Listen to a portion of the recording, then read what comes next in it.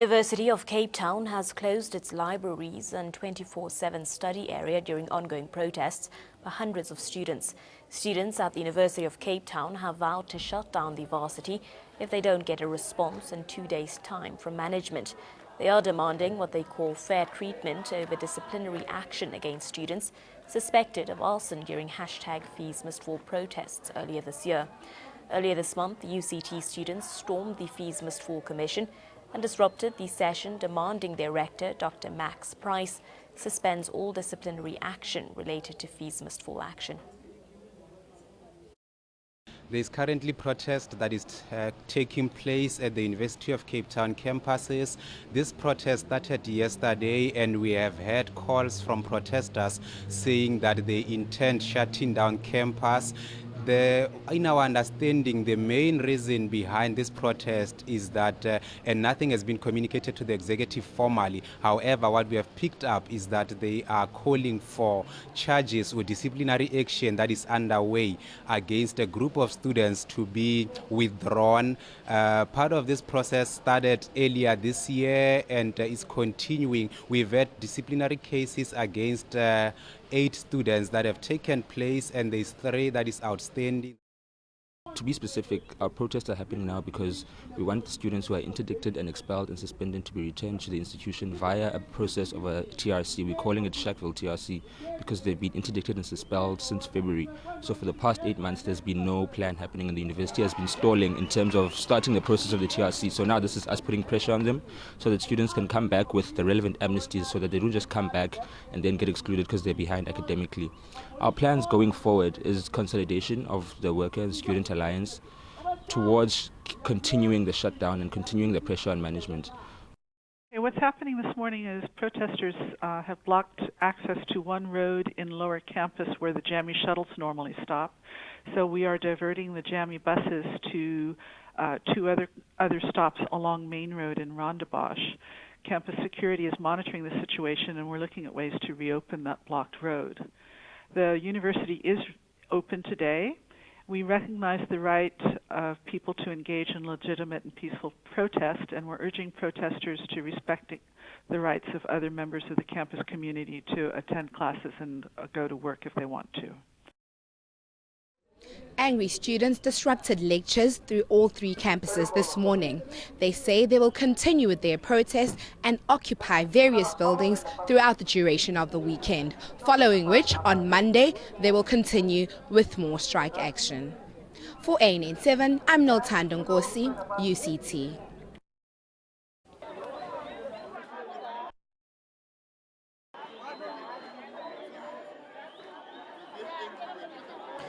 Let's get an update from the ANN7 reporter on the ground now. We are joined by Nolthando. Good afternoon to you, Nolthando. Just first and foremost, talk us through the current situation on campus.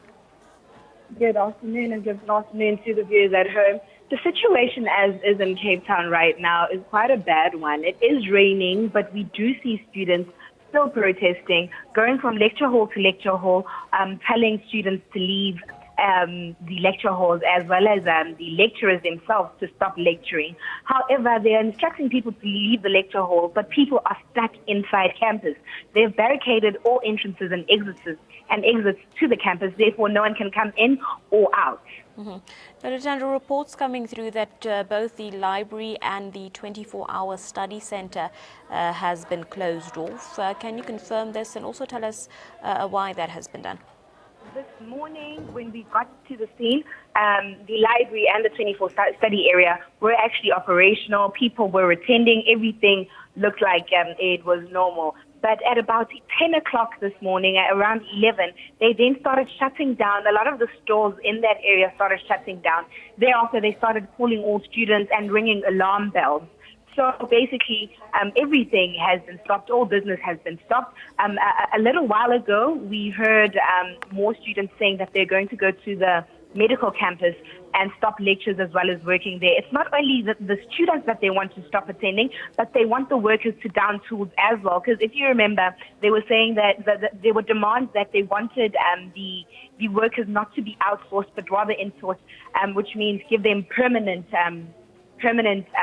employment.